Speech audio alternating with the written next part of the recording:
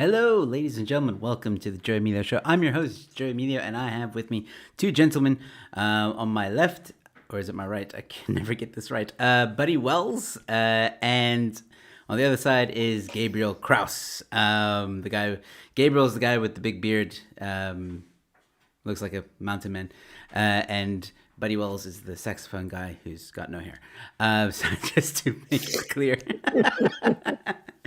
All right, cool. So, ladies and gentlemen, we are here to discuss, as you can see in the title, BEE versus EED, and we're going to get right into what these both are in just a moment, as we've got here Jesse already asking, what is EED? And we're going to explain that in just a moment. So, before I go any further, guys, I want to give you an opportunity just quickly, very quickly, to introduce yourselves. Like, just mention, what you work for, what you do, any organizations you're part of. We'll start with you, Buddy. Hi, I'm Buddy, and I am a public finance activist, which means that I promote the benefits of public spending and how that improves the quality of life of our citizens and increases the profits of our private sector and the incomes of our private sector. And I'm also an activist for pay gap moderation and profit sharing with workers in our companies as an alternative for empowerment policies. And it's good to be on your show. Thanks very much for having me. Cool. Thanks, Buddy. All right. Gabriel, a little bit about yourself. Yeah. Thank you, Joe. How's it, buddy? So I work at the Institute of Race Relations. I was first hired there in 2018 as a researcher and a journalist. A couple of months ago, I became the head of campaigns. So that's kind of put me in a more activist role. So I guess you've got two activists in some sense here. The Institute of Race Relations is 90 years old. It's got a proud classically liberal tradition, which means it proposes non-racialism, limited government, free markets as the best way to secure freedoms and lift people or allow upliftment out of poverty. We have been attacked recently by 80 people who signed up to a piece that says the IRA is very terrible and very right-wing. I certainly don't think of it as that. I think of us as I think myself as a radical centrist. I think kind of the most radical thing that one can do in public is to talk common sense in South Africa. I'll try to do that. Let's see how it goes. All right, cool. All right, cool. So, gentlemen, thank you again for joining me on the show. I'm going to start this really easy, and there's one thing I want to make clear during this discussion, if you don't mind. So here's the first question. It's a simple yes or no from both of you. Do you support BEE? Buddy? I don't have a simple yes or no answer to that. Would you lean more to a no or to a yes? I agree with empowering people that are being disadvantaged. And I agree that there is a big gap in privilege in South Africa, and that privilege translates into disparate bargaining power. And because of the disparate bargaining power, more and more of the wealth in a free market economy would just concentrate in the hands of the people with privilege and bargaining power, and less of the wealth will go towards people without the bargaining power and the privilege. So I think that there needs to be measures in place, and I think that's why we're having this discussion to make sure that the people that have been left behind, largely through injustice, we know the past in South Africa has been, apartheid and colonialism and dispossession from land, by force, all those kinds of things that have given a part of our population a large amount of privilege, and a very large part of our population has been left in poverty. So we need to have measures in place to make sure that those disparate privileges and bargaining powers are not exploited. Okay, let me rephrase the question. Do you think that BEE has delivered on what it's promised to when it was set at the beginning? It's been partially successful at integrating. I think it's been marginally successful at integrating society a little bit.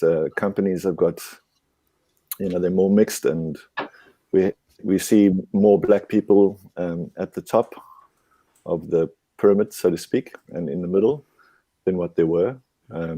But largely, it hasn't been effective at all because it's done nothing. Nothing has been built into the system to transfer economic power to the masses, and that's really unless you have something built in place that's actually a mechanism to distribute the rands into, from the top down to the bottom, then it's not going to happen. So all right, we'll get into that. At the moment, we don't have that. Yeah, we'll get into that discussion in just a moment as well. All right, so Gabriel, same question to you. Do you support BE, and do you think it has delivered on its promise when it first came into effect? No, I don't support BEE. I oppose BEE. Well, that's it.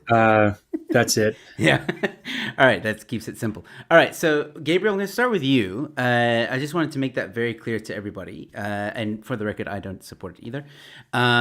So, Gabriel, recently came to light. Well, not recently. I think the IRR has been talking about it for quite a while. But for some reason, EED has been spoken about a bit in social media. And I've seen a few articles of the IRR speaking about it, which is what actually got us to this conversation, because Buddy was making the argument that, well, EED isn't spoken a lot about with the IRR. The IRR bashes BE a lot, but doesn't really push EED enough.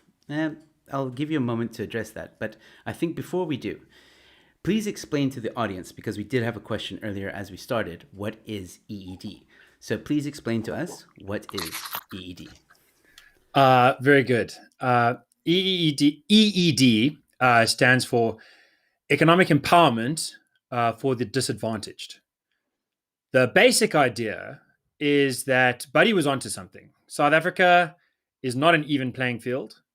There are a lot of people that are sitting in a bad position, in an unjust position, through no fault of their own, who have no real prospect at upward mobility, who are crushed by our labor markets. I mean, if we want to, we can go through the unemployment statistics, the fact that most people my age and younger are unemployed, most men especially, what that does for a sense of dignity, what that does to a society.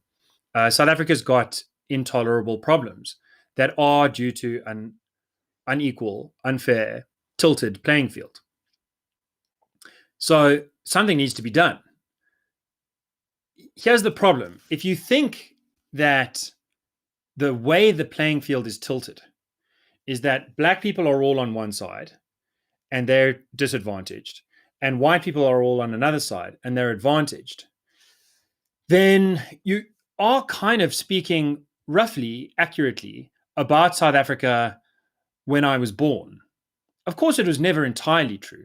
There was always wealth inequality within the black group, and there's always been wealth inequality within the white group. Put another way, there have always been some rich black individuals, and there have always been some poor whites. But when I was born, 89, it was really marginal. And so the argument for BEE, basically, the argument to say, let's treat all black people as if they're disadvantaged and let's treat all white people as if they're advantaged, that would have been so close to true that it would kind of work, right? So goes the argument. And I think that people who believe this argument, I'm very sympathetic to it, can start out by thinking that not only did BEE initiate with a noble ideal of redressing the injustices of apartheid, but it also started on an empirically sound enough footing. Now, I'm 31. Many things have changed. I've I've grown a hairy beard. I've learned how to, ride a bicycle. I've learned how to ride a car. I've learned how to become a productive member of society. I had none of those things going for me. I was just a little baby, mewling in a crib all those days ago. And of course, the same is true of most South Africans. Most South Africans are my age and younger. So that's part of the issue. But part of the issue is that wealth patterns have seriously changed in South Africa.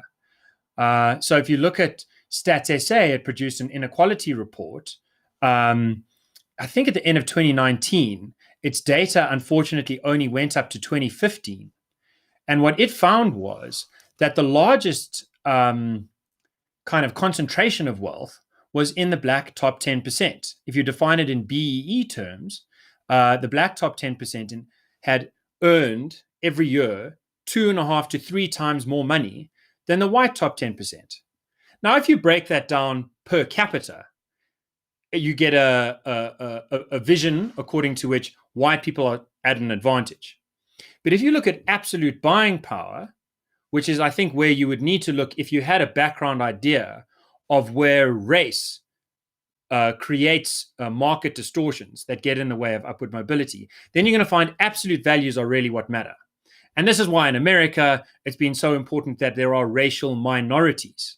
And even if a racial minority is earning more than average, for example, Jews in some circumstance might be 5% of the population, but might be earning twice as much per capita as the rest of the population. That's not going to preclude them from economic oppression on the basis of bias, because in absolute terms, their share of wealth or income is very small, so they can be outbargained.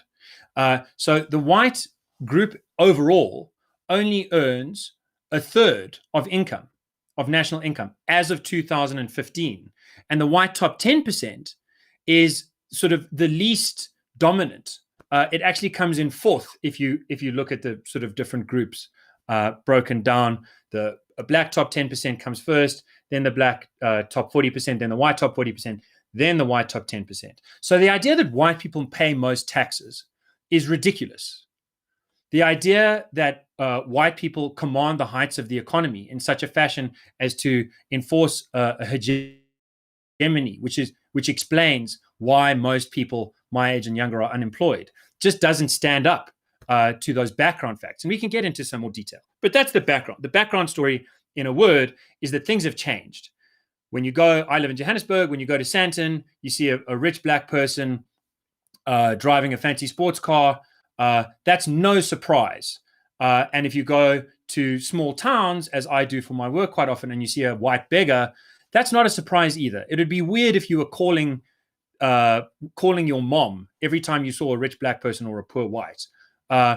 In the 80s, it was a different story. But today, things have changed. So EED starts out with the premise that racism is not the thing that's holding most disadvantaged South Africans back.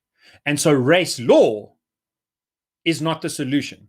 Race law, which ends up just helping crony, rainbow, cartel, capitalists, black, white, Indian, colored, to become rentiers and concentrate wealth in their hands, that's not the solution. The solution is to incentivize the direct targeting of actually disadvantaged people. Not disadvantaged like Ramaphosa's children who went to school with me at a very fancy private high school, who grew up with a silver spoon in their mouth, a wonderful set of parents, a wonderful education. One of those sons went on to get a BEE deal as if he's previously disadvantaged. No, not previously disadvantaged in the sense that a billionaire can be previously disadvantaged. That's not really helping. Actual disadvantage. Empowerment for the economically disadvantaged. That's what we're looking for. That's and the full phrase, sometimes we put it as need, non-racial, just to be clear. NEED, non-racial economic empowerment for the disadvantaged. That's kind of what we stand for. And it's very unpopular. I'll just finish by saying that it is extremely unpopular within the intelligentsia. And by that, I mean people who make money out of ideas, whether it's on radio or TV, in print or online. There we find we get a lot of uphill. But when we go out into the heartland, we find that the policy proposals that we recommend are overwhelmingly popular. And so part of my mission, as I see it, is to kind of bust open the elite echo chamber that wants us to act as if it's still 1980 and as if the solution to today's unemployment are the same as the solutions that we had way back when. Thank you, Joe. All right. I gotta be honest, Gabriel. I'm still a little bit confused as to what exactly is EED. I mean, I understand that it's non-racial. I understand it's maybe an alternative to BEE, but how would EED work in the real world? Like, are you going to take wealth and give it to the poor? Are you going, like, what's the system here? Okay, very good. So we start out with needs-based testing. So everyone knows how that works because everyone knows how the social grant system works. Whether it's child disability grants, childhood grants, old age grants, there are means-based tests. So if you're super wealthy, you don't qualify, and we figure out how wealthy you are in part by relying on the tax collector. So it's not an extra expense. It's an easy thing to figure out. So we want to do the same thing as grants. If you're poor, you get helped. If you're not poor, it doesn't matter what color you are. Now let's break it down in the three most urgent spheres of government. And I said we're classically liberal. We're not libertarian. We're not like ultra government has nothing to do. We think that government must help out in South Africa with housing, which is not a position that, anyway, with housing, with health, and with education. Let's start out with education because it's traditionally the largest line item in our government's budget, although it's rapidly being overtaken. Maybe it has been overtaken, I don't think just yet, by debt servicing costs, which we're basically just paying to, the already well off to make up for our past ill discipline, fiscal ill discipline. So education, this is key. This is the big spend. Now, at the moment, South Africa's education system is extremely expensive relative to the size of our economy and very ineffective. So, The Economist wrote a piece a couple of years ago called us the world's worst public education system, bang for buck. So obviously in Sweden and South Korea and whatever, or Singapore rather, much more money is being spent on education, but those are much richer countries. Relative to where we are, we're spending a lot and getting very little. To give a sense of that, 5% of people who started grade 1 in 2007 finished with a matric pass in maths 12 years later. 5%. So that's not great because it's a bankable skill to be able to have numeracy. What do we do to solve this problem? We say parents are likely to be well equipped to decide where their children should go to school. So their kids are stuck going to school at some crappy government school that's dominated by a union that's fixated on racial narratives and decolonization and not focused very much on discipline, on giving the kids the skills that they need. Teachers are knocking off on Thursday for Pooza Friday, showing up late on Monday, and we can back up these claims with hard statistics on absenteeism in South African state-run schools. Parents know that it's rubbish. I know that they know because I've been around and spoken to many. But they don't have the money to send their kids to an alternative. So the government calculates how much money is it spending per student for that kid to go to that school, that government school. And it says to the parent, if you pull your kid out, we'll be saving some money. And we'll give you a portion, 80% of that, in a voucher that you can go and take to any school. So you find another school and you take the voucher, they redeem it with us, they get the cash. And it'll be 80%, let's say, of what it costs us, because that way we're actually saving money. So you're helping us manage our budget. And if you think that you can get better bang for your buck with 80% of the cost of a student going to a public school, then it's a win for you as well. So this is a win-win. If you assume that parents know something about how to take care of their kids. Now, not everyone thinks that they do. Some people think that parents or parents of some racial groups or whatever don't know how to take care of their kids. We take it as axiomatic that parents do know how to take care of their kids well. What does this mean in actual RAND terms? I think by my last calculation, a parent would get 2,500 Rand per month to send their kid to a low-cost private school with this voucher. Now, if you look at actual low-cost private schools that already exist in South Africa, and I've been following their development for a while, since 2014, that's on the low end, but it's affordable.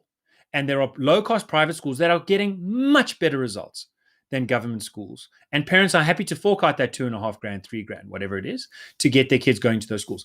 Now, more parents would be able to do that, because it wouldn't be just the parents who have the extra 2,500 after their monthly expenses, and then 2,500 for each child. It would be every parent of a child who's frustrated with the local government school. Would that mean that everyone leaves the local government schools? No. Some would leave, and some of those local government schools would then be in a position where they can't justify their staffing costs, where they can't justify their expenditure, and those schools would then either have to close down or get their act together. So in countries, and there are many countries that have done this system with education vouchers. India most recently has taken it up. There have been some teething problems, but it's doing very well. The Netherlands, I think, started it 100 years ago. Many cities in the US, especially cities that have had historic racial problems with oppressed Black people, reason being, have taken up the voucher system with great success. Why, particularly in relation to Black people? Because Black schools in segregated America were exactly where the government was doing the worst job of teaching kids. And it was hard for the government to solve that problem itself. But by empowering parents to make the choice to pull their kids out if they wanted to, performance improved. So the long and the short of it is every parent gets the choice. We think that many parents will make the move.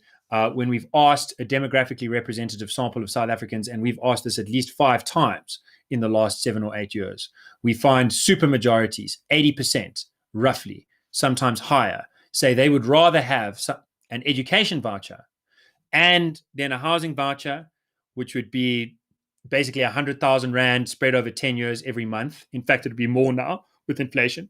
And a health voucher, same basic system. They'd rather have that than BEE. We get 80% of people would prefer that. And that's for the simple reason that BEE only helps a small elite, whereas this would directly inject progressive taxation. It would directly put poor people in the position of having more bargaining power, not being stuck with the state, and therefore being able to choose for themselves how best to improve their lives. Thank you, Joe.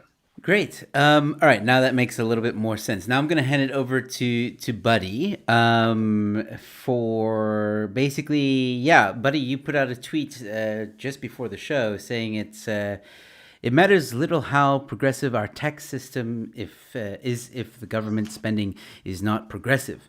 In other words, neither BEE or EED will uplift the majority if the Rand's government spends end up in the accounts of the few connected elite. So now with Gabriel's explanation, and do you still feel the same way? And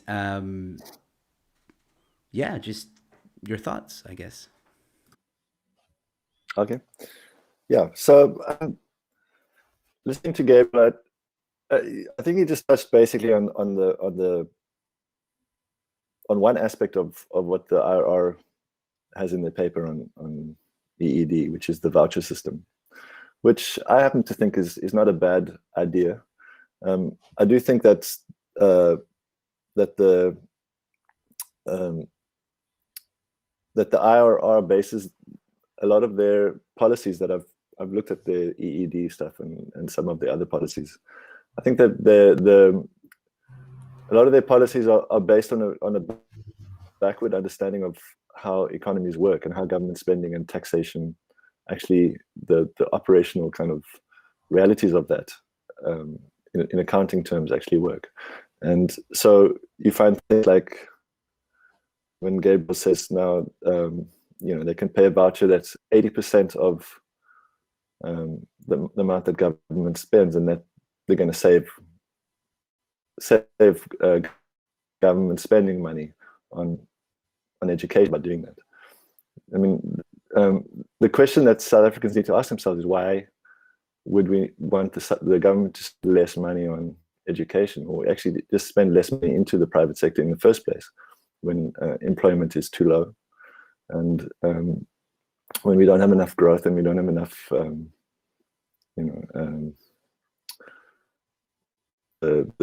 we need to get the economy going, and so people don't have enough rand in their bank accounts at the moment. That's what the problem is, and the government is the entity that creates rands.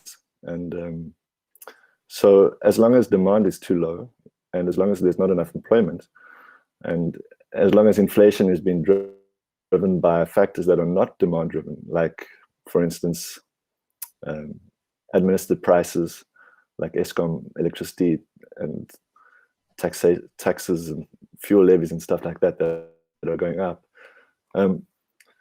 there's no reason for government to be spending less money into the economy and for government to tax more money out. So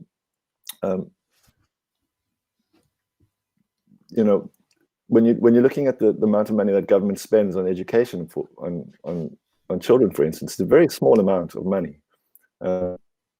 Might seem like a lot because in South Africa we have so much unemployment that there's such a huge gap in South Africa between what we have right now in terms of our output and what is possible, or what would be possible if everybody was employed and if all the resources were being employed in South Africa. That the amount of GDP that we're spending now, it's a relatively large percentage of our GDP that the government is spending on education. But in terms of the output of the country, the potential output, we are spending way lower than what countries that are running at full output potential are spending on education. And the reason why we're not spending that money is because we believe that the government doesn't have the rands to spend. And that philosophy is kind of being promoted by these organizations like the IRR, which is, they have in my opinion, a very backward understanding of the economy, because, as I said, there's no reason for government not to spend more money educating. You have a very flattering impression of our influence on the ANC. I think it's amazing that you think we are the reason that the ANC isn't spending more money on education. Carry on. Well, I think it's not just you guys, but it's the general, almost like the consensus out there that is being pushed also by you guys.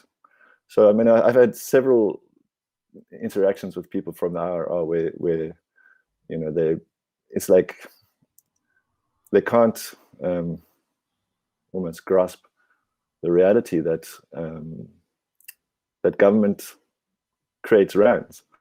And so can I ask a question before we get into the modern monetary theory? Let's just try and bracket two issues. So one question is, do you think South Africa's government should be spending more? Do you think it should be spending the same, or do you think it should be spending less? Yes. A separate question is, do you think the way that it spends that money should be through administrating the schools, so that the government is in charge of the school? The government ultimately is choosing the headmaster, and the headmaster is choosing the teacher. It's a government-run school. Or do you like the idea of allowing parents to have the choice to take a voucher, so that the government spending is in the form of a voucher and they can go redeem it at a low-cost private school? Because I'm getting that you think the government should be spending more in answer to the first question. And I would like to talk with you about that, because we do disagree. And I'd like you to continue making your case. I'm sorry to interrupt you on that. But before we move on to that question, could you just sort of clarify whether you think most South Africans are right, 80% of South Africans are right to think that they personally would be better off with voucher system for housing, education, and health than they are with BEE? Or do you think most South Africans don't quite get it, and that really the government should not just be spending more, but should continue running the show? I think you, first of all, you're conflating voucher system with to say that is a substitution for BEE is it's a very small part of what needs to be done. But I do agree that the voucher system is a good idea, because and I've actually written articles about that. Where I didn't, before I'd even read the IRR policy. I wrote an article on why government could be spending money on education in South Africa, and why that would be disinflationary in the long run. And one of the things that I'd written in the article was that we could have a voucher system, and people could choose where they spend those vouchers, whether it be I think that government should be providing schools, because I think there will be places that the private sector might not, be able to provide. There might be gaps in, and I don't see why the government and the private sector can't compete for those vouchers. But the money would be coming from government, and the money would be coming from government money creation. And that's the fundamental kind of accounting reality that happens when government spends. Okay, so since we agree about that, and I'm very happy that we've got a fellow traveler on that front, let's hop back to you were explaining to the listeners that the ANC's problem is it's not spending enough of our money and future generations' money, and the fact that we're spending, let's say, R1 billion a day just on interest payments is not enough. We should be borrowing more money, pay more interest. That'll be better. You see, but you're misunderstanding, because there's no because government creates rands.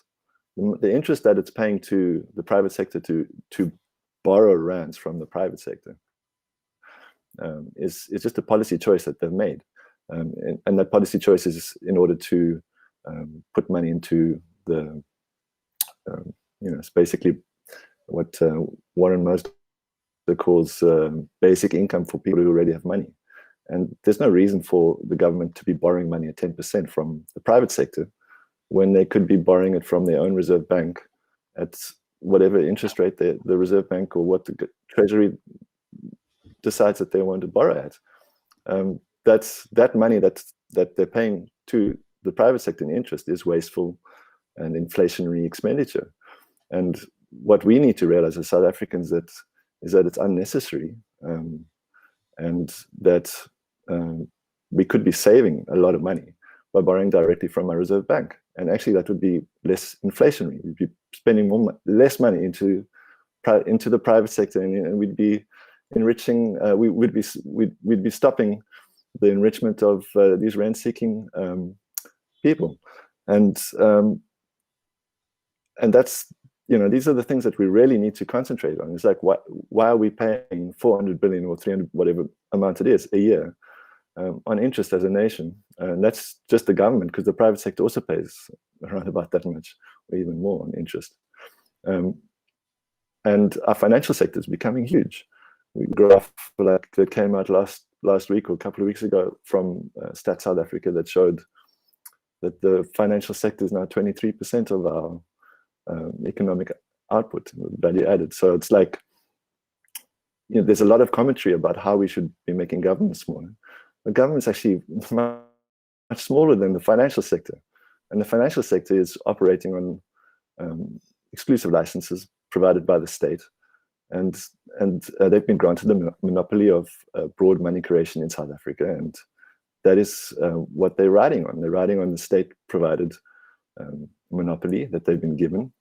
And even the state has a policy for some reason to be paying high interest to the financial sector for rands that the state actually is the monopoly issuer of. So that, for me, that argument doesn't hold water at all. We have to be looking at ways that we can direct state public money spending towards the people that need it the most, and towards our productive sectors, and away from the rent-seeking, non-productive financial sector, and away from people who already have a lot of money. And that's how we're going to get the economy going, because that's how we're going to get demand. We're going to get people employing people, because they're buying things from other people. They can, if you've got money, you create employment by spending it or investing it. And it's the government spending rands into people's bank accounts that creates savings. It's one way. There are two ways that savings can increase in South Africa. The one way is for government to run a deficit and spend money into people's bank accounts. And the best way that it can do that is through productive employment and increasing productivity. Or we can increase savings by the foreign sector running a deficit, which is, we export stuff to overseas and stuff, and we earn income like that, and that's how our savings can increase as well. But so that's the only two ways that we can increase South African savings. And so at the moment, when we have what we need to recognize is that the rands that make up our savings are coming from it's a public monopoly, the South African Reserve Bank, and we need to make sure that creation of money that's happening, because the money supply is increasing all the time. We need to make sure that the money supply is increasing in ways that actually grow the economy and grow our productive enterprises. And it's not happening at the moment because we have a backward understanding of how the economy works. And it's very important that groups like the IRR, which are very influential, actually grasp this concept so that we can really get the economy going. Because if we don't understand the way that it works, then it's impossible for it to happen, because if you're basing your concept on that the government needs rands from the private sector, then you're always going to have a shortage of rands in the private sector, because the government has to be doing things in South Africa, because there's obviously there's things that need to be done. Yes. And if you're thinking that you have to get those rands from the private sector the whole time, you're going to create unemployment, or there's going to be you're taking with the one hand and you're putting in with the other hand, but you're not actually doing anything. You're not actually adding to. It's like So, yeah, this is the thing. Is that we have to jettison that idea and actually start looking at ways to grow the economy. And in order to do that, there have to be enough rands in the system to support productive investment and to support the growth of the economy. Yeah, so basically, you do agree with EED, but you have a different philosophy when it comes to, I guess, an alternative to BEE, which is the I don't know what the correct term is again for your suggestion, that monetary something. I know it's something like that. Look, I'm not an economist. Go ahead. Well, it's just it's basically just understanding how where money comes from and where rands come from, basically, and to understand where savings coming from, and once we have that concept, once we understand that it's actually government spending that creates the rands that taxes are paid in, and that taxes actually are destroyed. Taxes aren't spent; they're actually destroyed. Then you understand that in order to create more taxpayers, to create more employment, all that kind of thing, you need government to be spending more money into the economy. And in that way, you're going to create more, when those rands are spent onwards, you're going to create sales, income, profit, and all of those will be taxed. And when they're taxed, it's going to remove the rands from the economy. So, and once you understand it like that, you realize that the purpose of taxation isn't to fund government spending, because government doesn't need the rands, it creates rands. The purpose of taxation is actually to slow the economy down when the economy is overheating, when there's too much rands in the system, and when there's inflation from too much demand. Then government can use taxes to extract money from people's bank accounts and to slow the economy down. That and the other reason is to reduce inflation. To reduce inequality for political reasons. Okay. You don't want to have a few people with too much power, but that's a basic thing. It's just to get to the understanding where that government doesn't need to tax the rands out of the private sector unless the economy is really overheating, and we don't have that at the moment. So we can have a lot more government spending on education, on housing, and all the things that you're talking about. Okay. Look. Okay. So I'm not an economist, so I am open to your suggestions, buddy. Really, I am. But I fail to understand, because what it sounds like to me is you're talking about the government. You said it many times, that the government can just print money, and we've seen governments print money before. Venezuela, Zimbabwe. This didn't exactly lead to prosperity. But before you address that, Gabriel, I can see you're itching to say something. So Yeah. Gabriel, I guess we're moving on from the EED situation. Now we're going to other issues. Yeah. No, Um, let's go into other issues. This is okay, one of the cool. problems with the EED, Okay, is that cool. no one can disagree with it. So it never gets talked about. We bring it up, people are always like, that's a great idea, and then that's it. All right, Gabriel, what did you want to say? So I think, look, I think Buddy's done a good job of trying to put forward an interesting academic take. There are some telltale signs just in terms of data. So South Africa's private savings rate, non-corporate, has been practically zero for several years before the pandemic. And its corporate savings basically made up all of so-called private savings. Part of the reason, at the same time, government expenditure was ramping up, so that we doubled our debt from under Praveen Gordhan as a finance minister, having run a budget surplus under Trevor Manuel. If Buddy was exactly right, then when we ran a tax surplus, in other words, when we were pulling the most money out relative to how much we were spending under Trevor Manuel, that's when we would be slowing the economy down most. But in fact, that's when South Africa's economy grew at almost 5% over 5 years. That's when unemployment halved, or the number of unemployment came down by 9%. Sorry, it didn't half. Those were the good years. Since then, in the Zuma era and the Ramaphosa era, I gave you a while, but can I butt in there? Because I mean, you have interrupted me. I know, but you did interrupt me once happily. Go. Sorry, I don't mean to be straighten that out.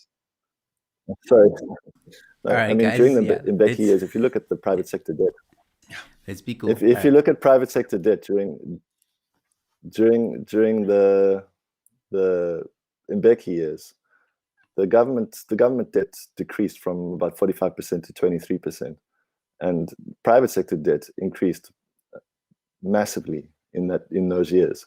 So what was happening in the Mbeki boom, when they called the Mbeki boom years, was that the private sector was borrowing massive amounts of money. We had the property boom. People were buying. We had this massive debt-fueled bubble that was created and it was a global thing that happened. The world economy was booming. The world growth was at about 5%, and we rode that wave. And obviously, income coming in from minerals and stuff we were exporting and things like that. But the main thing that actually drove South African kind of growth over those years was this massive private sector debt increase that happened. Because the government, when the government runs a surplus, where you're right to say that the private sector borrowing was an important component of why this happened. I think that you're wrong to say that it's the entire thing. I think this is part of why your analysis falls flat, is that you sort of confuse differences made on the margins or multivariable calculations, where many variables are impacting things at the same time, with absolute ideas.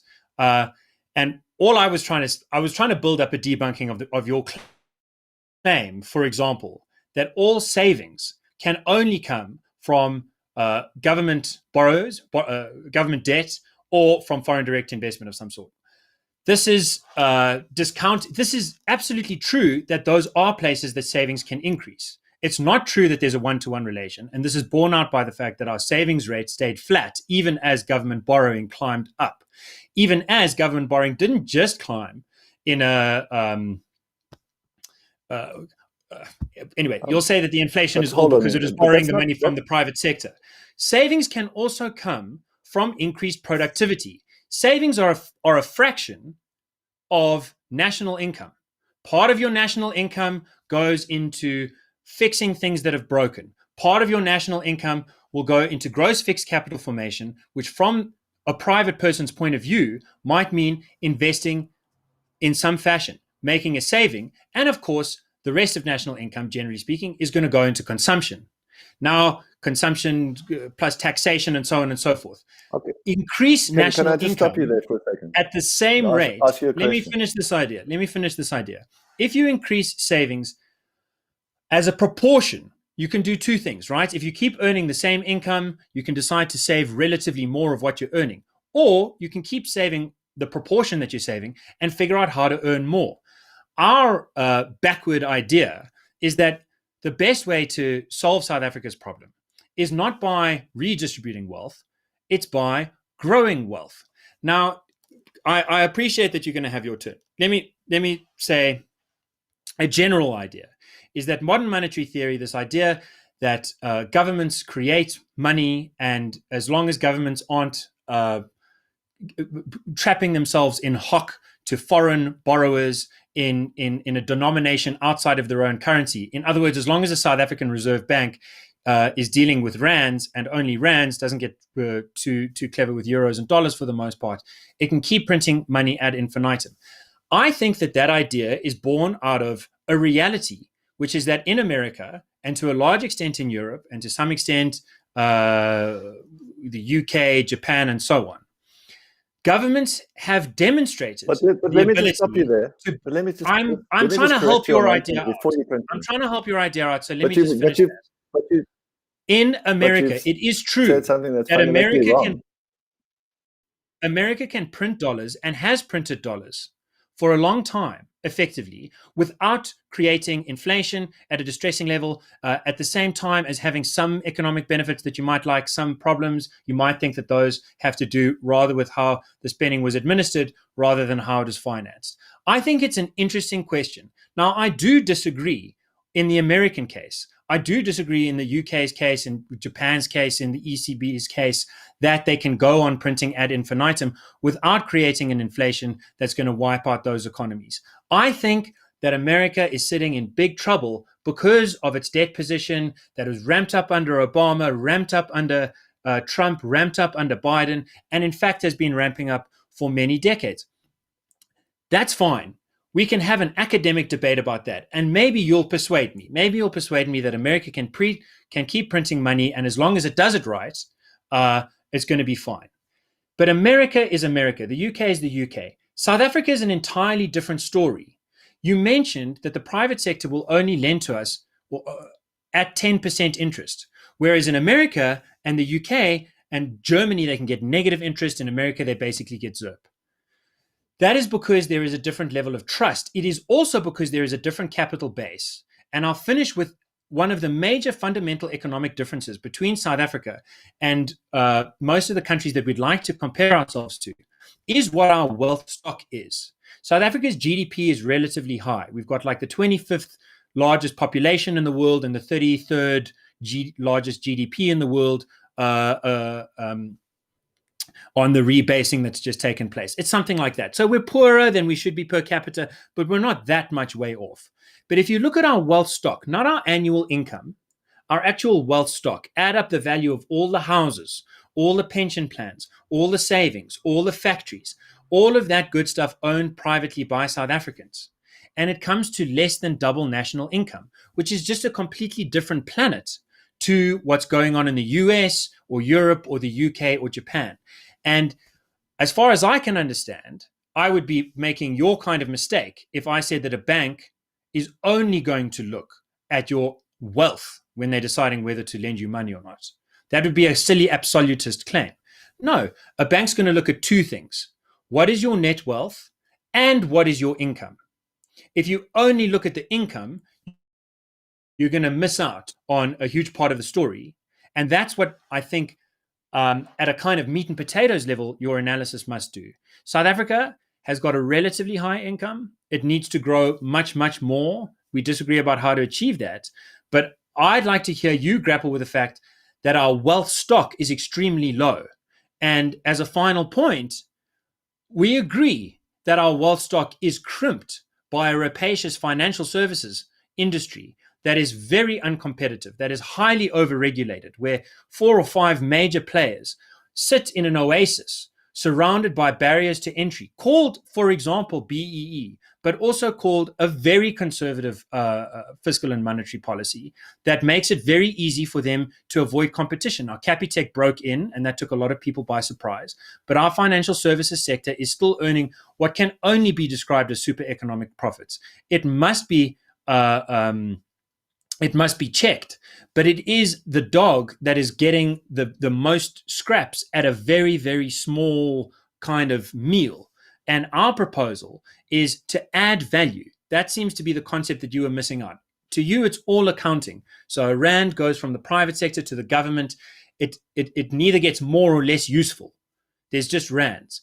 To my mind, a rand can be well spent by the government. It can be so well spent that value is added. And that's what, for example, a voucher system would do for education, health, and housing. People would turn 10 into 20 because they would work, they would gain skills, and they would add value. I believe in value add. If you just believe in accounting, then of course we're going to come to a different analysis.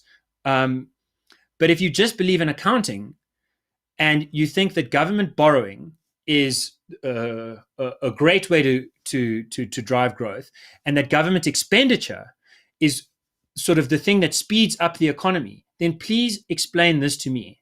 How is it that the South African government's expenditure as a proportion of GDP is the highest it has ever been on record, and yet South Africa's economy is deep in the doldrums? On my view, it makes sense because value add is not taking place. That money is being spent in a way that turns 1 rand into 50 cents of Gucci shoes. It's not adding value. But in your view, this accounting view, where more government expenditure equals a faster economy, what's the issue? And you can't say that it's more taxation because the deficit, the difference between how much we're taxing and how much we're spending, has also never been higher. So this, on your theory, your accounting theory, should be the boom time round 2, but it clearly isn't. So how do facts line up with that? Okay, thank you. So if you look at the South African private sector savings at the moment, it actually is boom time. There are massive amounts of, in the last few years, the private sector savings have grown by a huge amount. Just last year alone, I was looking at the South African Reserve Bank figures, that private sector savings grew by 500 billion rand last year. Corporate, yes. Well, no, it was household too, but it was a much smaller amount. I think household was about 50 billion and the corporate was about 450 billion, if I remember. And so the question is, and so the reason why the only way that those savings can increase, and it's net savings we're talking about. So we're not talking, so we're subtracting debt from it. So it's created by lending, by bank lending. This is private sector savings that are earned. So it's net savings. And the way that you can increase private sector savings is either by government deficit spending or by the foreign sector deficit spending into South Africa. So what's happened in the last couple of years? I've said I disagree because I believe in productivity. Well, I mean, I don't know that we're going forward. No. Well, let me ask you then. How does productivity increase savings? So let's say I'm on an island. It's just me. I'm Robinson Crusoe. And day 0, I've got nothing going. By day 100, I don't know if you've read the book. It's wonderful. I've got a garden. I've kind of hemmed in some sheep. And now my sheep are my savings. Okay? And so is my orchard. Right. And so I start out with 5 sheep. But sheep are not savings. Savings is a financial asset. Because a saving is a financial asset that you're holding in your bank. You must not know much about futures markets in agriculture. I'm giving you a simple illustration, right? Well, you have to define savings. You can't, when we're talking about private sector savings, when we're talking about increasing by 450, it's not sheep that people have. We're talking about money in people's bank accounts. That's what savings is. So when I say that savings can only increase just as it happens, by, this is kind of by elitist government nonsense. spending. Most South Africans, if you look at most South African savings, a very significant proportion of South Africans' savings is actually in the form of livestock. That's partly an indictment on how underdeveloped our economy is. But to write off the thought that someone who has worked for 35 years and retires on the back of a herd of cattle that's 40 large, well, maybe and we calves should, 3 a year that they can live off of, is kind of, it's more of this academic detachment from reality. But the same principle applies. If a company is working to generate revenue of X, and you work on that company, that you improve that company, and a year later it's generating 2X, and you say whatever the company's earning, I'm going to consume 60% of that, and I'm going to save 40% of that. When it's earning 2X, saving 40% of 2X leaves you with more savings than when you're saving 40% of just X. And you can do that. I've done this nicely in abstract terms that apply to sort of financial anything. And so I've defined private savings in the sense, firstly, that the SARB does, where you take national income and you can break down national income, gross national income or gross domestic income, net national income is my kind of favorite indicator, but GDP, whatever. And you say part of that is recuperation. So things break and then you reinvest. A computer gets outdated and a business has to buy new computers. That's not savings. That's just keeping up with where you were. There's consumption. You're eating your food. You're going to the movies. That's not savings. Okay. There's taxation. Gabriel. That's not savings either. What's left is going to be savings. And of course you can increase savings quite easily if the government just borrows. You can increase private savings if the government borrows and lends to people and they find a way to hold on to that. It doesn't just make its way into the hands of the few, or more likely kind of dissipate in wealth, because 1 rand can turn into 20 cents. You can flush it down the toilet. That is one thing that can happen. But another thing that can happen, another way that savings can increase, is that productivity increases. I don't know how you can deny that. Well, let me ask you, where do the savings, when you say that the company earns a certain amount of money from selling a product that it's producing, where does that money come from? Customers. And from their savings. So when the one person from buys, their income, you keep skipping out income. But income is just what adds to your savings. So if you get income, income adds to more than your savings. There's depreciation, amortization, there's taxation, there's consumption, and then there's savings. You're acting as if income equals savings, but income is a large item, and savings is a small component of it. To go back to the sheep, the person Robinson Crusoe has got 20 sheep. He can't eat all 20 sheep. Gabriel, he can only eat one at a time. Otherwise, he loses everything. You're going to have to give me a chance to talk. So when you get income, you get paid into your bank account. The amount that gets paid into your bank account is the amount that your savings increase by. Now, you might have unless you consume some of that. Savings as an annual calculation is going to exclude that which you have consumed. Hold on, Gabriel. Just let me finish what I'm saying. So you get income into your bank account, and then you might have a deduction for tax, which is going to reduce your savings. You might spend some of your savings into somebody else's bank account and increase their savings by the amount that your savings has just. This is just a linguistic legitimate. Your word for savings is the word for income. Is my word for income, and the SARB's word for income. No, okay, so we've established that. You get savings. You get savings every month, and then some of your savings you spend on taxes, Gabriel, and some of your savings Gabriel, you eat. I can't. No, now Gabriel, I understand you. I'm just saying now I understand you. No, you're not.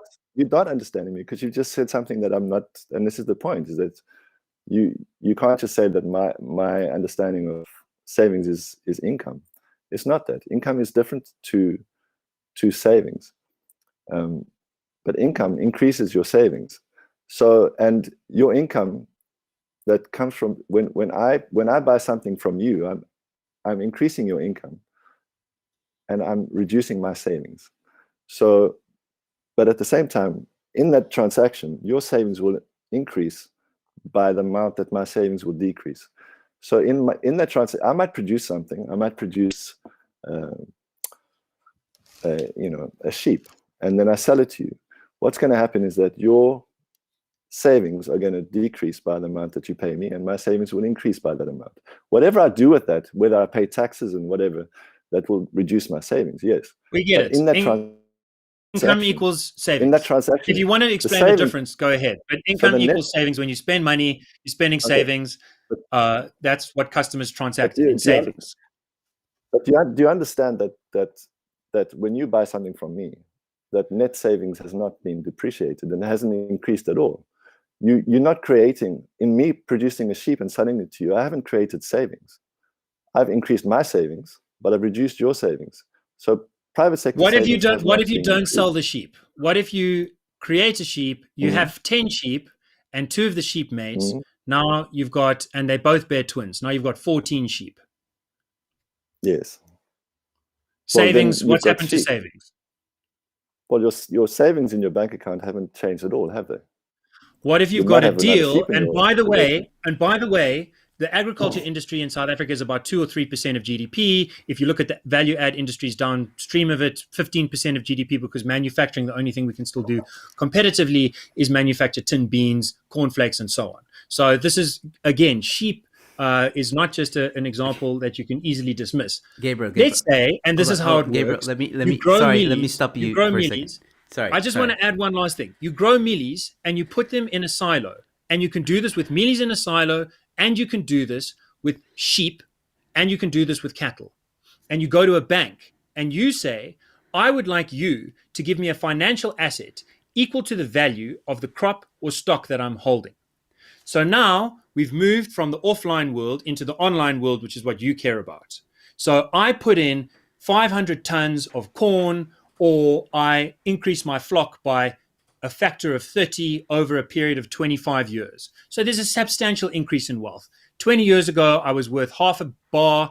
Now I'm worth 35 million rand in cattle. Okay? And I can bank that. So on your version, savings have not increased because I haven't sold it.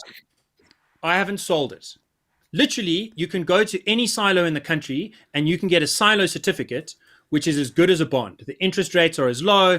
It's based off of the repo, and it's as hard as a mortgage. It's as secure as a bank account. It operates in exactly the same financial way. And what's happened is that on my version, by increasing your stock or increasing your crop, you've made a material difference in the world. Productivity has increased the amount of goods that there are in the world. And before you sell it off, you can financialize it, you can get it into the banking account and just keep it in your little bank account. So there's been no transaction. Your savings have increased. I think this is very intuitive. I think everyone kind of gets that you can increase your savings by increasing your productivity. But you have a very interesting view. On your view, you can only increase your savings if the government borrows money or creates money, or if some foreigner injects money. So some person working alone with no instruments, no tool, just slaving away, in the most extreme example, in isolation, can't possibly increase their savings. Am I understanding you right? No. Okay, wait, before you go on to that, let me just say as well, I'm also confused, and I can see a lot of people in the chats are also confused. And trust me, buddy, I want to understand this. I really do. Like, I honestly, from the bottom of my heart, I am trying to understand your argument and what you're advocating for and stuff like that. Maybe it requires a little bit more research and all that stuff. But in its simplest form, what exactly are you talking about? In its simplest, easy form? Well, it's just a reality that so we need to make a distinction between what is savings, like savings in economic sense is the money that people have saved up. It's money, okay? So, and it's usually kept in your bank account. And wealth is your property and how many sheep you have and how many silos full of grain you have. They're different things. So when I'm talking about savings and saying the only way that you can increase savings, net savings in South Africa, is by the government running a deficit or the foreign sector running a deficit. What that means is that South African net savings, private sector savings, can only increase by money being spent into it. And that. So why can't it either the increase by government spending wealth money. being added? Why can't it? So now I understand your terminology again a bit more clearly. So you distinguish well, wealth from savings. So why can't you increase So- savings by increasing wealth? So what Gabriel's talking about is if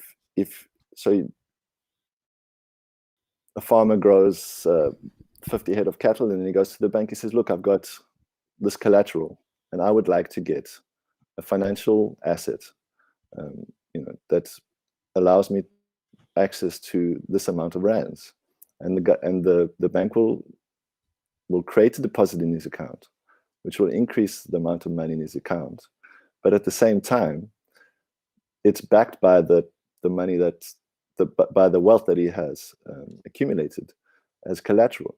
So it's money so he will have in getting the bank to deposit, say, R1 million into his account. He will have to sign an IOU to the bank to basically say that if he doesn't pay that money back. So I think we the get it, bank right? would So take in any financial transaction, but there's a perfect happened- equity. But what's happened In a financial transaction, but it what always happened in balances to zero, right? So we agree about that. Right. So the bank can only lend so you what's as much happened- as you're taking away, or vice versa. The question is, if So you're what's going happened- in with more in Okay. the first place, how come that isn't adding, as it were, to savings? because you're increasing your debt at the same time. So what's happened there is that the bank has given you R1 million loan, but you've also signed a thing that you owe the bank R1 million. So your debt has increased, and your savings have increased. So your net savings have basically remained the same. So no, but they're not. They are the same. No, but dude, hear me out. It's the same during the transaction. So I've got R1 million worth of cattle, and I go to the bank, and I get a financial asset worth R1 million. I get R1 million in cash, and my cattle are collateral for it. My position hasn't changed. So I am now still a millionaire. But 10 years ago, I only had 2 cattle. And if I'd gone to the bank 10 years ago, I only would have had 100,000 Rand. So I've gone from having 100,000 Rand to having R1 million. Again, if you just look at the moment of the transaction with the bank and the client are always going to net to zero. And so that's going to leave you with this accounting claim that there's no such thing as value add. It always balances out. For one to go up, the other must go down. For the other one to go up, the other must go down. I'm saying let's look back in time to the guy who started out with 2 cattle. And so his savings were whatever they were, 50,000 Rand. And now he's gone forward and he's got R1 million. It seems to me like his savings have increased by 900,000 Rand. Tell me why I'm wrong. But because his net saving hasn't. He still owes the bank $1 million. That's what the collateral is for. When you get a loan from the bank will create a deposit in your account. It's creating the amount of money that it's broad money. It's a bank deposit. They create a bank deposit in your account of R1 million, and then you will sign. But what they're basically doing is they're buying a financial asset from you, which is your agreement that you will pay them back that R1 million plus interest, and you're going to use those sheep or whatever that you have as collateral in case you don't. So you're saying the farmer who takes R1 million worth of cattle is worth nothing. In my mind, he owns R1 million worth of cattle, and on top of that, he's got R1 million in cash. So he's got 2 million, but he owes the bank 1 million. So he nets to 1 million. So his savings are 1 million. But 10 years ago, he owned 2 cattle, and he borrowed against that 100,000 Rand. So he had 100,000 Rand in cash and 100,000 Rand in cattle, but he owned the bank 100,000 Rand. So he was worth 100,000 Rand. Now he's worth R1 million. What his savings, net of debt. What's happened is his savings have increased because he's added value. Why am I wrong? His savings has not increased because his amount of his bank deposit that's increased to R1 million has been balanced by the debt of R1 million. So should we say that his wealth has increased? His wealth has increased. It's different to his savings increasing. His wealth has increased. That's exactly the point. So you can't. So when you're talking about savings, you can't say. So my point is that the net savings of South African private sector can only increase from it can't increase by bank lending, because that's creating at the same amount of debt. So if your savings increase because you're borrowing money from the bank, and you've got R1 million in your bank account, but you've signed an agreement to pay the bank R1 million plus interest back, your net savings have not increased. And in fact, over time, you'll end up with less savings, because you'll be paying interest to the financial sector. Their savings will increase because you will be paying interest over time.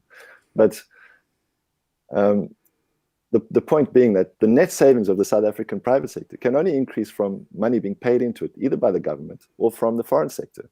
And that is the fundamental reality that we all have to kind of grasp. And the fact is that the private sector can't create rands. The banks can create broad money, but our households and businesses, we can't create money, but the government can. And so that's why it makes sense for the government to be running the debt instead of our households and our companies. Okay, buddy, let me ask you a short question. Savings. Imagine, let's go back to the cow guy. Imagine that the cow guy sells his cattle. Yes. So his savings have gone up by $1 million. So now his savings really have increased. Yes. But who's he sold the saving? Who's he sold and so you're saying in the universe, of the rand denominated universe, the rand denominated universe, the South African economy. Let's say the rand denominated universe, since you are a monetarist in this modern sense, and there are other places that use rands, for example, Zimbabwe, where they triggered a hyperinflation. Okay, but if you want to say the South African economy, I was trying to be sort of helpful to your position, the rand denominated universe.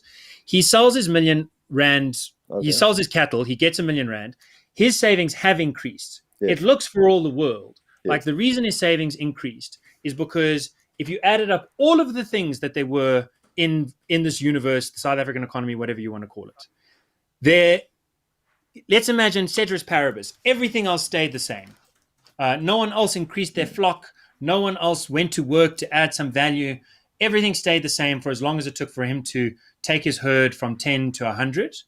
And so in the whole world, there are now 100 more useful things than there used to be. And that's enough to feed, let's say, 100,000 people a hamburger. So it's quite important. Meat's really good for the diet. Maybe you don't like meat. We can talk about other things, other vegetable products, whatever. It seems like a wealth increase has translated into a savings increase for this guy. But you say it must be the case that the savings in the rest of the world have decreased at the same rate that the savings have increased for this guy. Now, you are welcome to that definition of savings. I'm not sure how to square it. I am familiar with it. It strikes me as a kludgy concept. I've given you another sense of how savings can be calculated. And this other sense of how savings can be calculated is to distinguish, I'm not going to go for long, is to distinguish income from savings, such that income is clearly a subsidiary of savings, such that national income, the income of all people, is broken down into depreciation, amortization, consumption, so that consumption and savings are different things. So that when you go to buy a hamburger, when you're buying something that is clearly not an asset, that stands any chance of appreciating in value over time, it can't possibly be savings. So that it can only count as savings if you're doing something that adds the other way. Now, we have two different definitions, and I think that it's going to be terribly boring if we keep going on about the different definitions of savings. I want to go, if I may, for a moment, to a kind of fundamental point where I'd like to say... You can't move on beyond that without... You can't move on. We clearly have a different definition. Do you disagree with that? Well, definitely. The thing is this. So then we agree, we disagree about the definition, and what follows from that disagreement is a disagreement about the analysis. Hold on. I want to step past that, if possible, to a point where I think we agree. Listen, it's not good enough for me to say we disagree. Listen, Gabriel, you need to let me talk. You need to let me We all explain need to let each other why, talk. We all disagree Okay, about many things. It's very exciting. Gabriel. I don't know how Gabriel. I can be more generous than to say No. you and I have a different Okay, maybe definition you of what should just- savings is, maybe- and Gabriel. much Just follows from that. keep quiet for a Gabriel. minute, and then I Gabriel. can. Gabriel. And I find the Gabriel. technical disagreement rather Gabriel. dull. I don't want to go over it again. No. Holy smokes. I'm actually with you on this one, Gabriel. I was just gonna say before you even brought it up, like, look, I can see, and buddy, it's unfortunate, but I'm confused, Gabriel, and I kind of get where you're coming from. I understand that there's different definitions, and it sounds to me like you have an Not different idea. definitions. Well, this is your version. That's not how the world works. Like, No, it is another word. So let me explain, because you guys haven't given me a chance. Gabriel mentioned the hamburger and saying that when you spend on a hamburger, that's not savings.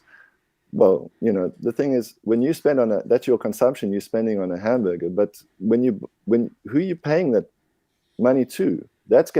Whoever you pay the money to, their savings are increasing. yes, but buddy, I think the problem is that people have course different they- They definitions. might not income. save the money. They might just consume all that money Yeah, too. You might buy a hamburger from someone who just eats a hamburger. But Wait, savings is a whoever they choice. We do but have whoever- They're different definitions. Hold on, guys. But Hold on. hold Hold on. But hold on. Hold on. I just want to say something very quickly.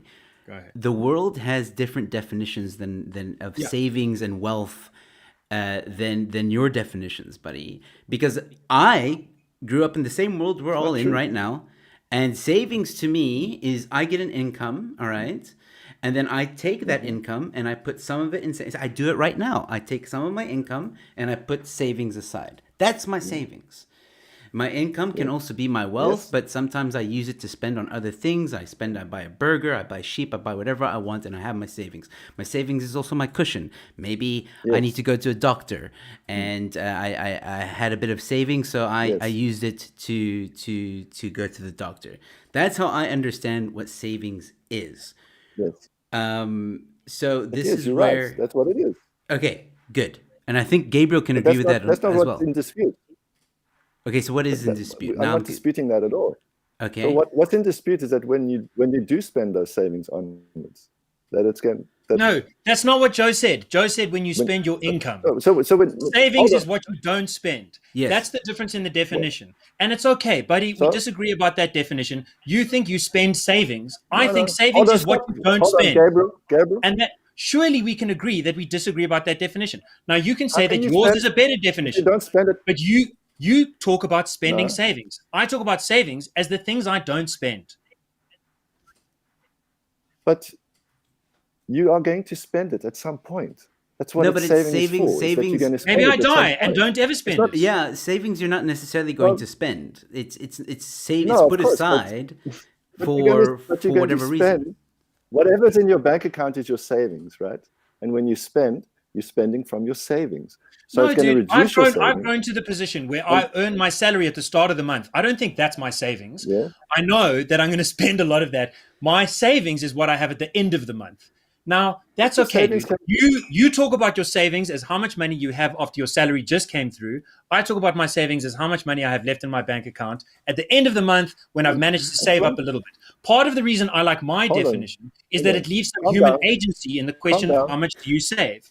All right, You guys. have a All right. different sense of things. I think that if we could just admit we had a different definition, we could move on to something more interesting. Yeah, I'm gonna have to put an end to this one, unfortunately, because we're gonna go back and forth quite a bit. Yeah. And there's just one thing as we close off, because I do have to close off the show. We've gone a bit over time, but thank you guys for your time. I'm not complaining. I just want to understand something very, and this question's for you, buddy. Without going into a whole explanation about it, just I need to understand something from you. We've established EED. You're not entirely against. You like the voucher system. BE. You understand there's problems with it. We all agree with that. So your solution, and this is what I'm trying to understand, your solution to the current problem in South Africa is the MMT solution, right? Just a simple yes or no. I see two. I'm just trying to understand. So there's not a yes or no answer to that question. I mean, I see two problems in South Africa. The one is the massive pay gaps in our companies. Okay. That the money isn't getting into the bank accounts of the people at the bottom of the pyramid, and that's because our pay gaps are so huge, and that's necessitating government to get involved. And that's when taxation becomes an issue, and that's when government inefficient spending and corruption and all that kind of stuff happens.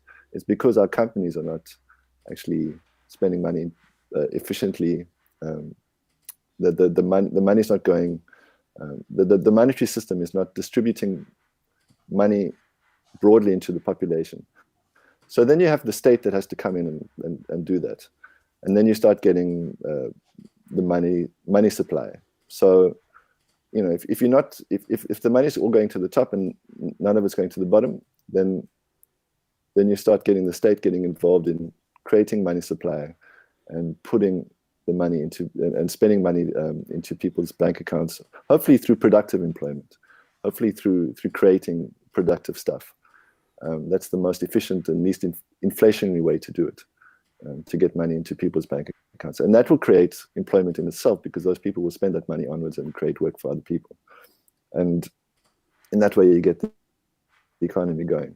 And so we have this extremely unequal economy at the moment, and that's very inefficient because the demand versus the amount of money supply is very low, because there's a lot of money at the top and very little at the bottom. And so there's very little demand and there's a lot of unemployment. And so we have to reduce the inequality somehow and get the money from the top down to the bottom, and then we'll have a more efficient economy that will be working a lot better. And that's the thing. So we can either do that by redistribution, and the best way to do that is through companies paying their workers more, because then you're not having the government involved. If you want to get government involved with taxation, that's another way to do it, but you got to do it in a way that's taking from the top and not from the bottom, because if you take it from the bottom, you're going to reduce demand, which is not going to, then you're not creating any more driving in the economy. So if you don't have that system, then you have to put more money into the system. That's going to, inflate the money supply. And so, those are your options. And, my first prize would be to have our companies and the spending that's happening at the moment, spend more, pay their workers better, get more of the money. We've got a massive amount of savings in South Africa. There's, like I said, in the last year, there's 500 billion increase in private sector savings. It's just sitting there. We could get the economy going, and it's just a matter of doing it. And one way to do that is to get the private sector involved, is for the government to be subsidizing, using its power of money creation to subsidize our private sector producers and to create demand for their products by employing people, so that people have got money to spend on our products that we're offering. It's very difficult to get people to invest when no one can buy their products, and that's a problem in South Africa at the moment, is that no one's got money to spend. So you have to think of it like this. And no one's got money to spend because they don't have jobs. And well, that's the thing. Government can be creating jobs. There's nothing stopping government creating jobs now, except the belief that government shouldn't be creating jobs. And that's part of the thing that the IRR is very active in promoting, that government shouldn't be employing people. Look, and it's a very backward way of thinking. In my personal opinion, I would tend to agree with them. The government has been very involved in South African lives and South African businesses, even in the private sector. BEE and all these labor policies that make it almost impossible for you to fire someone, even if they've done something wrong, with the amount of warnings, and it costs the company more than anything else. I know this because I have many friends that own businesses, and they're too scared to employ people. No. But that's got nothing to do with government employment, though. No, it does, because the government is the one that makes the labor laws. And these labor laws are so convoluted that people are scared to employ people. That is a problem, and that needs to be addressed. Policies are made by the governments in charge. That's a separate issue. That's a separate issue too. But it falls in line with what you're talking about. We said people are unemployed. And this is one of the reasons. I'm not saying it's the main reason. I'm saying it's one of the reasons. I mean, there's a very like multi-layered situation here, but Sure. I mean, I do agree that there are things that government could be doing to make private sector employment easier and all that kind of stuff. but you want the government to be more involved, so that doesn't make sense. No, it's not the government getting more involved. It's just the government employing people. So it's actually the government employing people is going to help our businesses. It's not going to. Okay, so maybe explain what you mean by government employing people. Do you mean government employing more people in, for example, home affairs? Is that what you mean? So yeah, I mean, if you're there, a lot of queues at home affairs, and you're taking you 5 days to get your passport or whatever, and or 2 months, and employing people to do it in 1 day would speed things up for the private sector. Yeah, then I would say that's a good idea. Can I ask a question? Short question. What about if the government hired people to dig rocks out of one hole and put them in another hole, and then dig the rocks out of the second hole and put them back in the first hole? They get paid every day, and they do it in a shady area, so it's quite nice. No, not fixed potholes. Something that's got no wealth value add. Something that's just keeping the status quo. Would that be a good idea? Well, I think that would be an extremely stupid idea. And if you look at all the things that need to be done in South Africa, we could be employing people to keep up our women and children safe. No, to refine my question, I don't mean is that the best possible. But sorry, please, can I refine my question? I don't mean is that the best possible solution, but I'm saying the government prints money and pays people to move rocks from one hole to another.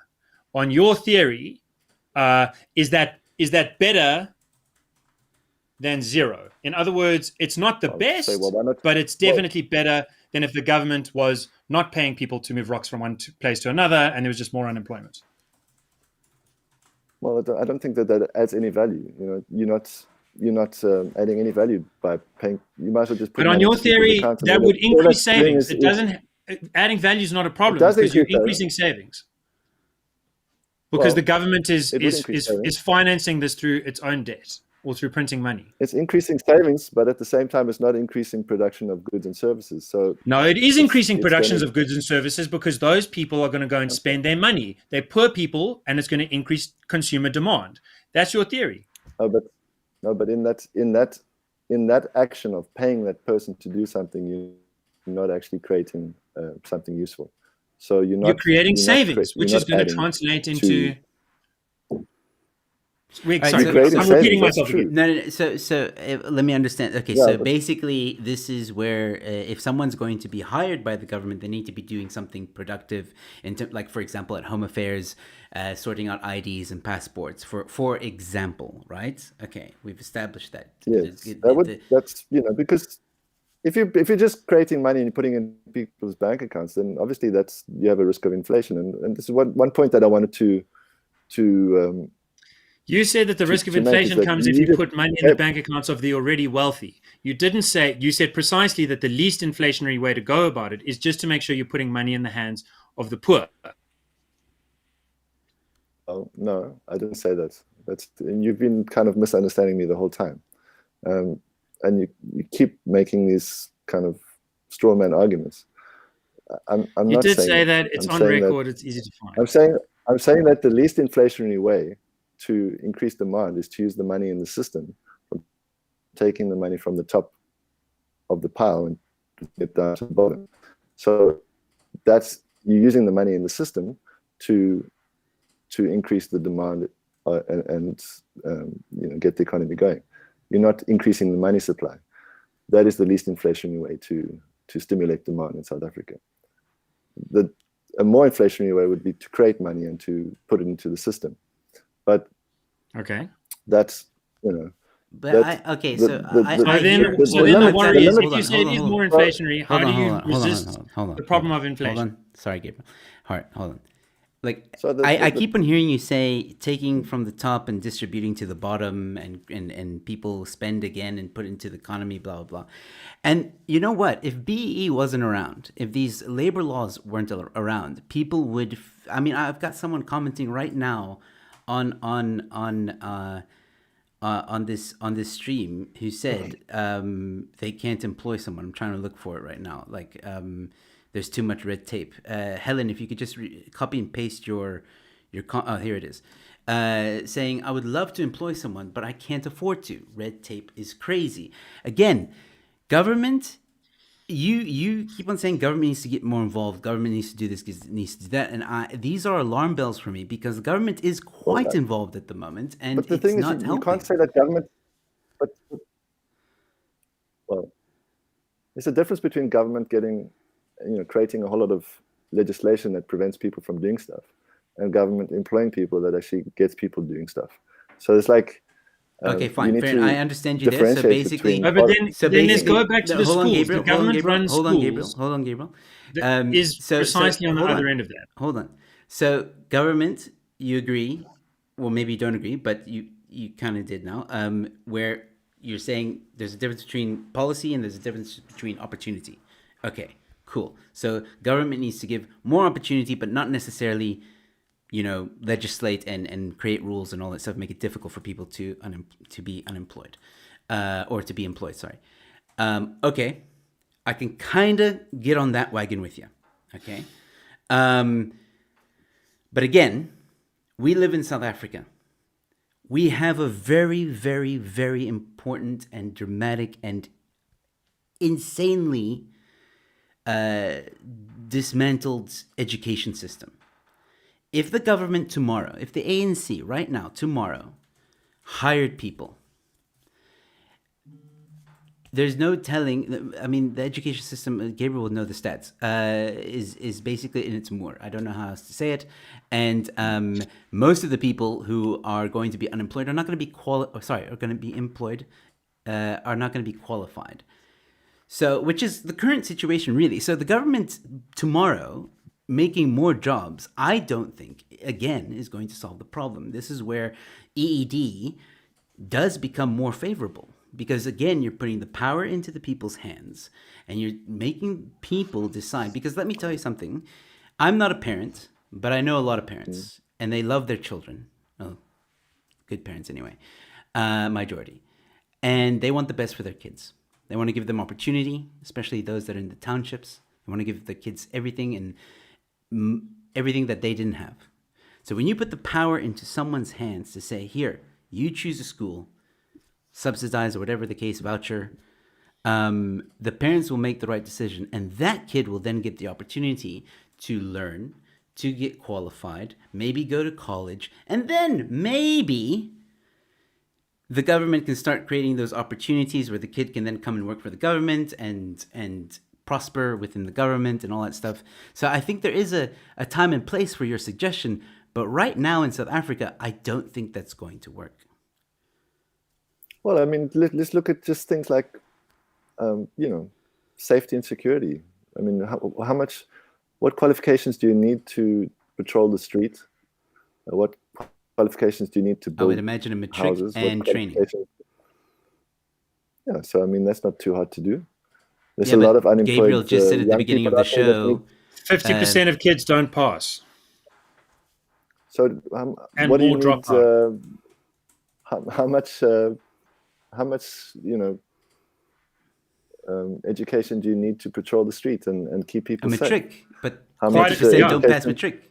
You need to be literate. You need to be you able to don't. understand the rules of engagement so that you don't gratuitously kill someone or compromise. So you train people clients. to do work. Would you rather them be unemployed on the street and you think that that's safer?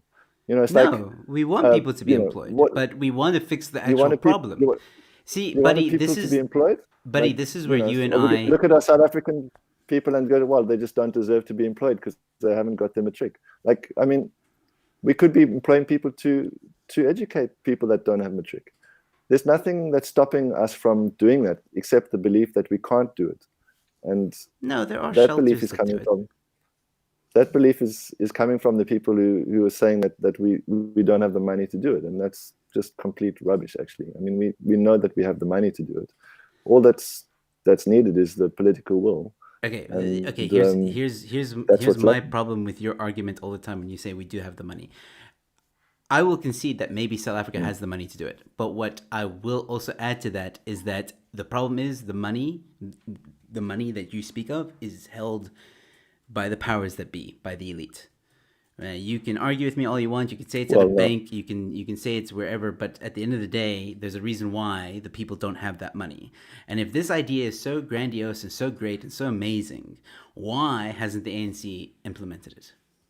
Because the IRR is stopping it. But he knows so much about South African politics. He's so good. He's so well informed that he knows it's because the IRR and people like the IRR have convinced the ANC to enact fiscal discipline. The ANC of the last decade, which has said that it's trying to increase spending as much as it can, that has clearly produced a great inflation, that has clearly borrowed more than it's spent.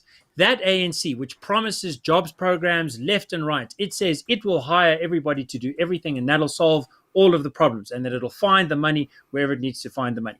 The ANC has actually been lying. Its leftist agenda of growing the state and the state being in charge of everything and the state realizing the promises of kind of print money and be happy universe, that has been blocked by the IRR. And people like the IRR. Now, in a certain sense, Buddy, I'm admitting it. I'm admitting it, Buddy. Okay. There's sarcasm. This is going to go viral. You can send this to all your modern monetary theorist friends. I personally have Lesesha Kganyago's phone number. You'd be more credible if you at least mentioned his name. And I'm the one. I phone him every night and I say, can you just make sure to keep doing things the way that you're doing?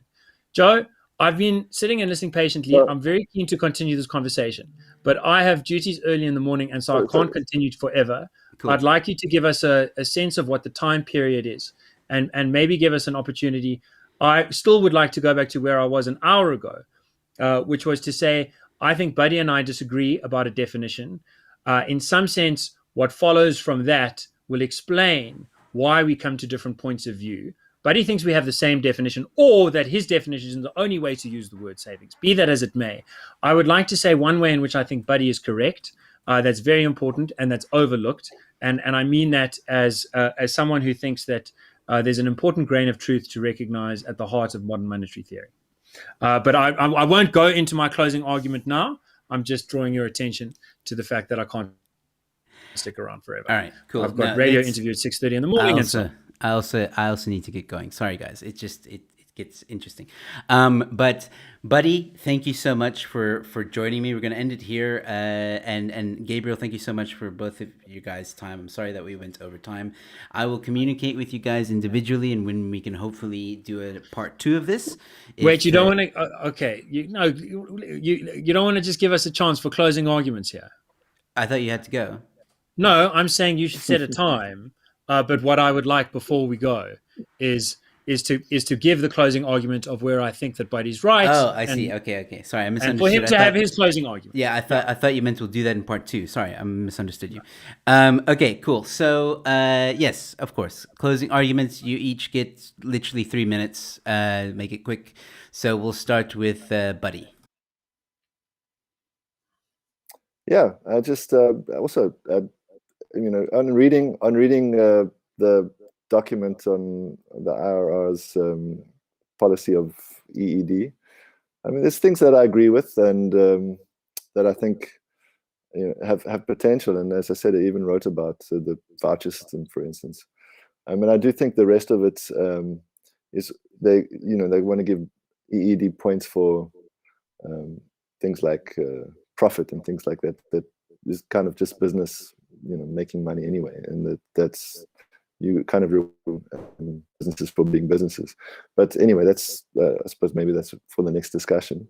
So, but yeah, Gabriel was saying that being sarcastic about the IRR kind of influencing people. But my question for you to take away, Gabriel, is what has the IRR done to promote the idea that government can actually be spending more money on education and can actually be spending more money on housing and the things that need to be done, and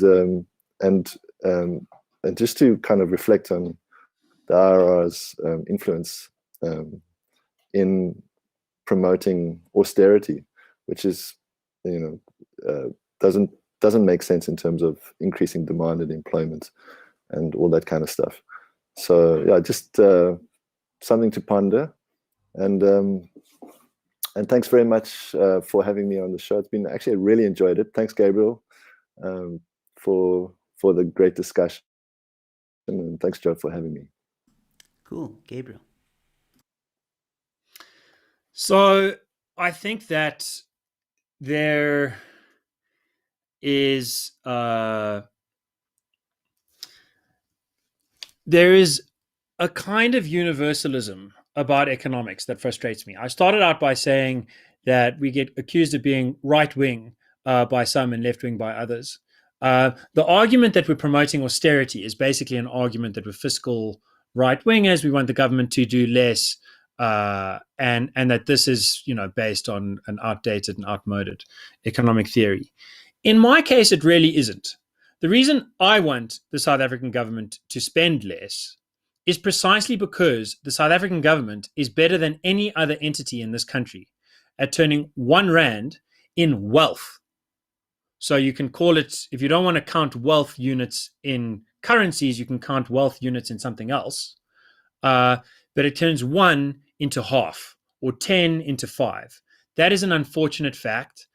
We gave you some of the education data. We can go on with how much is spent on housing, which is a major issue that's not very topical in upper crust areas, but is another one where our government is unfortunately very good at turning 100 into 10, whereas people are very good at turning 10 into 100.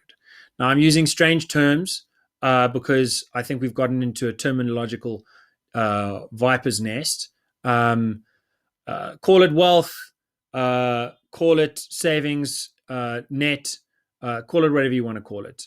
There is a human capacity to add value. I'm glad that we've all agreed on that. I'm glad we've all agreed it would be better for the government to, if it were to hire someone, hire them to add value rather than hire them for the sake of creating consumer demand, which itself, in some circumstances, would be a good thing. By the way, I think my debating partner was a little bit overly hesitant. There are definitely cases where hiring people to fill rocks can make sense.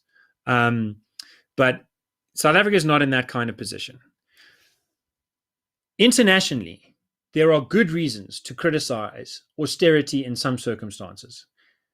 There are good reasons to suppose that a government which enters a recessionary period and reduces spending is going to make things worse, is going to deepen and extend the period of recession. And it's very worrying, and very smart people debate this, and I have my views. But whatever my views are about how economies work, where governments are relatively capable, the argument is completely different where governments are conspicuously incapable. In this sense, my guiding light is someone like Francis Fukuyama, who became a world-famous economist around the end of the Cold War because he predicted the end of history. And that was a terribly embarrassing thing to say because, of course, history hasn't ended and people still fight about these ideas. And here we are fighting about them today. And that's good. But what Fukuyama gets right, and what he said when he came to speak at WITS in 2019, I think it was that you can't think about a corrupt government the same way you think about a competent government. You can't think about a government with low capacity the same way you think about a government with high capacity. My argument for reducing the influence of South Africa's government is directly and practically connected to its demonstrated and daily disasters. That's where it comes from. It doesn't come from accounting. It doesn't come from some theory about how savings come apart from wealth and things get better if you print money, and there's ways that you can print the money so that inflation won't be created as long as you're doing it through the government properly. That all is preconditioned on the thought, to my mind, that the government both understands this theory, the theory is true, and that the government can implement. That's not what I see in our government. I don't see a government that can implement. What I do think our government can do is raise taxes. It can tax people. It's clearly doing that very well. And then it can redistribute those taxes in ways that add value. The social grant system is doing that. If you were to redistribute those taxes through vouchers in education, housing, and health, I think that would add value. I think that would increase wealth. I think that it gives South Africans that are stuck in RDP units that they don't have mortgages for, that they can't raise collateral against, that don't last more than 20 years. I think it would give those people an opportunity to increase their wealth, or whatever you want to call it, through a combination of hard work, injection from government, and the same goes for education, where you really get more productive if you've got a good education. And if you don't get a good education, you're not qualified enough to do a lot of productive jobs. So I think quality matters. I think effort matters. I think choice matters. And I think that a policy in South Africa where our government is very incapable, that takes the power out of Pretoria's hands and puts it in the hands of ordinary South Africans, is the one that's the most likely to help us out. On top of that, it's very popular. 80% of people seem to agree that that's a better idea. For example, than BEE, we put that contraposition because we don't like BEE, because we think it's getting in the way. But other people who want to keep BEE and do the voucher system, but deprive, that's a story for another day. The long and the short of it is that we hear the interesting theories that oppose austerity in Greece and Europe and in America and so on. America is a very interesting country. I don't really know what to think about it sometimes, but I know what to think about here, and that's based on the data that I've tried to mention. All right. Cool. Once again, thank you guys so much for joining me, and thank you for staying with me as long as you did. Buddy and Gabriel, I will contact you guys if you guys want to continue this discussion. We'll set up a date. Otherwise, this was robust, and I hope that it made people think. That was the idea anyway. And guys, have a good evening. I will chat to you guys again. For those of you that are watching, thank you so much for tuning in. I'll be back tomorrow evening for another show. Please join me at 9 p.m. But if I don't see you then, stay safe, be kind to one another, and I'll see you at the next one. Cheers.